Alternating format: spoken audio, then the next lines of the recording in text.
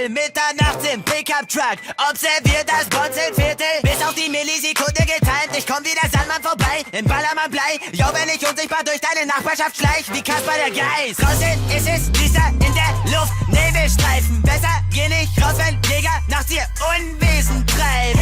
SpongeBob, Gunshot, Patrick Bang, zwei Jungs mit Mörderschwänzen. Jo, wir manipulieren den Polizeifunk mit Störfrequenzen. Fluchtwege werden gesichert, noch kurz eine Nase Schnee. Adrenalin kickt, die Telefonleitungen werden gekappt und Alarmsysteme lahmgelegt. Es ist soweit, jo, jetzt wird an der Haustür geklingelt und dann Süßes oder Saures, fragt die auf dich gerichtete Gun.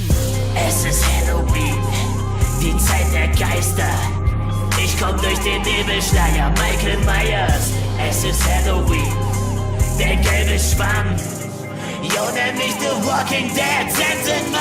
Halloween, Halloween, Halloween. Ich bin Michael Myers. Halloween, Halloween, Halloween. Ich bin Freddy Krüger. Halloween, Halloween, Halloween. Robin Bonsenwill. Jo, ich kill dich in deinem Haus, als wär's ein Horrorfilm. SpongeBob, Pumpkinhead. Horror, Schwamm ist back.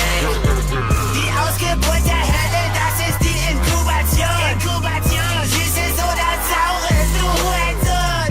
SpongeBob Pumpkinhead, dein Albtraum aus dem Horror-Movie. Ey yo, ich baller mir den Weg frei. Call of Duty, du feierst nix an, denn plötzlich wird an der Tür geklopft und dann schneid ich den Grinsen in die Fresse wie in einem Kürbiskopf. Du probierst durchs Fenster zu fliehen. Alter, zwing mich nicht das Messer zu ziehen, wie der Stecher in Scream. Alter Mann, sag mir mal besser die Ziffer, womit ich den Safe aufmache. Oder dein grauer Kopf hat gleich sogar noch mehr Löcher als Jasons Maske.